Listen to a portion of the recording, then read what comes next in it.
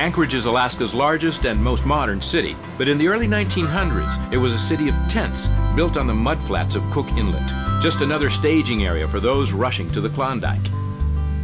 If there were going to be people, there'd be a need for food, tools, outfitters, and means for getting the gold from the Alaskan interior to the coast and the south.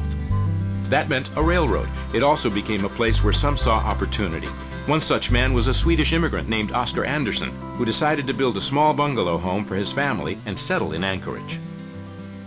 A lot of the earlier building was done for the workers in the railroad and by the government for their workers.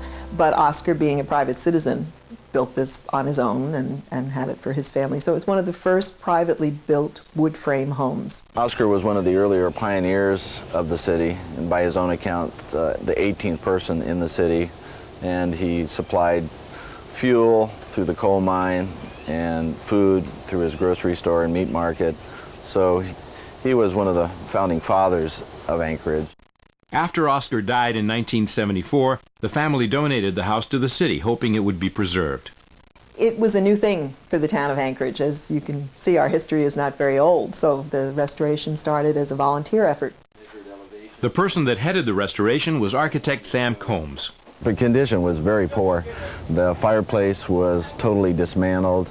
It had been damaged in an earthquake in 1940. They had used old clothes to sort of seal up the windows, because in these old buildings they didn't have any insulation, so there was a lot of drafts that came in through the windows. While the structure isn't grand by either yesterday's or today's standards, the 20-foot by 40-foot home illustrates what life was like long ago. The kids had to go through the parents' bedroom to get to their own bedroom, so it was pretty tiny. That was pretty standard in Anchorage just because there wasn't a lot of building materials up here at the time. Although the house was small, Sam Combs had a big restoration job ahead of him. Throughout the building, we went back in and put insulation. We put gypsum wallboard underneath for fire protection, and then the finishes on top of that. We did reinforce the second floor because they had 2x4s spanning 17 feet across the second floor, so it was sort of like a trampoline when you walked up there. There was 14 layers of wallpaper and 12 layers of paint.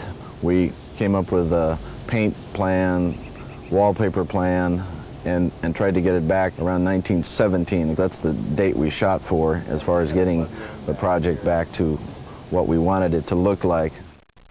The wood fireplace in the living room fed heat not only into the first floor, but through a vent in the ceiling to the bedrooms on the second floor, a kind of early central heating system. The restoration of the home ensured that all of the home's conveniences still function today. The exterior of the house was still in fairly good condition, even though it had battled more than 80 years of Alaskan weather.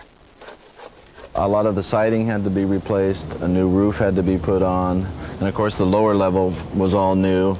Storm windows were put on in the wintertime to keep it warmer because it's only single pane glass, which is pretty typical of the early homes around here. The house was scraped, pressure washed, and then painted to the original exterior colors. Everything done to reflect the home of one of Anchorage's early pioneers. Today, the small 1.5-story bungalow is listed on the National Register of Historical Places and functions as a historic house museum.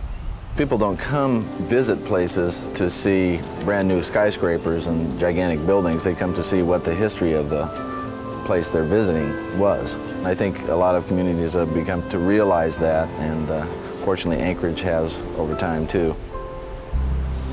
The hard work and care by Sam Combs and other volunteers ensures that the personal touch and flair of Oscar Anderson's vision still lives today for everyone to see and treasure.